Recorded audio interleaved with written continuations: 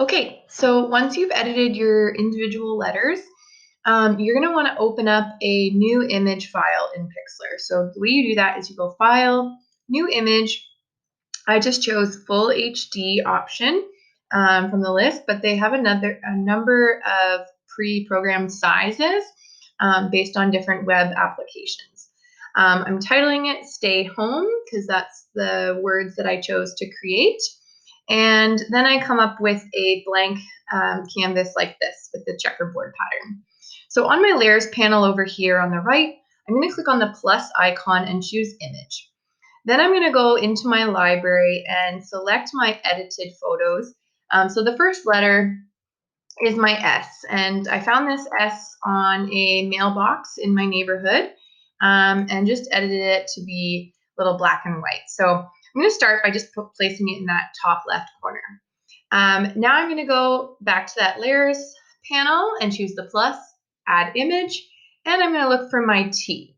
So my T is just kind of a screw nuts and bolts around a fence. I'm going to position it next to the S and move on in my layers panel, scroll down to the bottom, choose the plus icon, add image, and I'm going to add my A.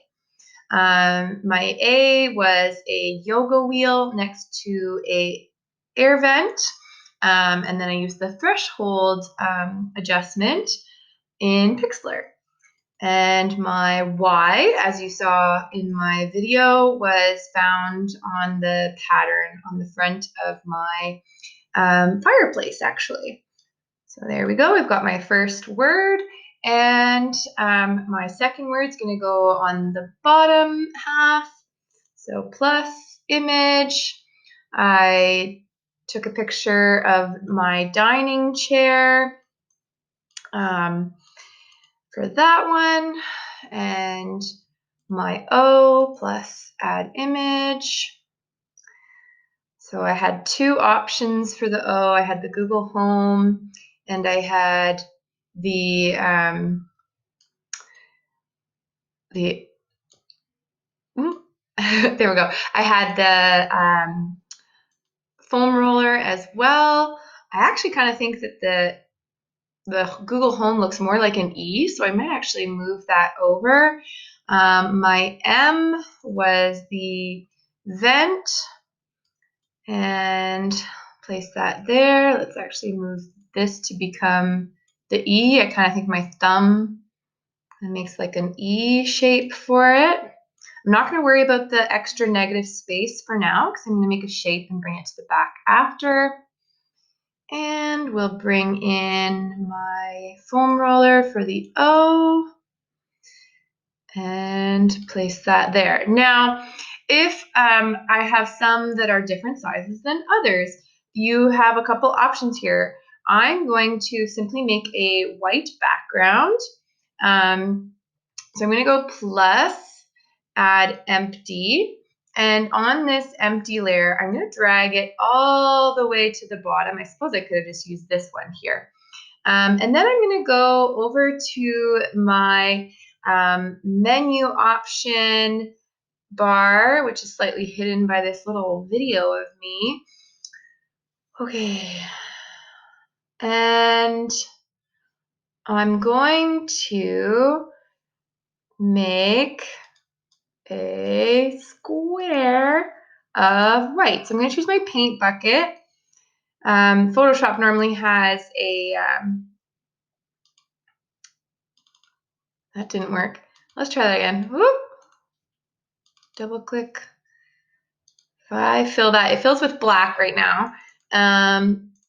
And I'm having trouble clicking on the paint just because of where my video is, but you can adjust your color picker on the bottom there. In Photoshop, we have a rectangle option. I just found it in Pixlr. And again, if I want to change my color, I double click, move that cursor, hit OK, and then I should be able to draw out a nice white rectangle to fill my background. And it looks like I've just done the opacity of that. I haven't done, or the outline of that. I haven't done the inside. So let's try filling. There we go. So I can decide what I like better, whether I like the white background or the black background better. You also don't have to do your letters in black and white. And I did this pretty quickly, but I could do some rearranging by going and clicking. So here's my O, and I can choose the move tool to move it around, make it bigger or smaller. Maybe I want to make it bigger and actually move it behind the M and the H. So I drag it under a couple until I get underneath the H. And maybe I like that better, so I get that little reflection on the floor. There's all sorts of things you can do here. I could move these around. Sorry, my dog's barking.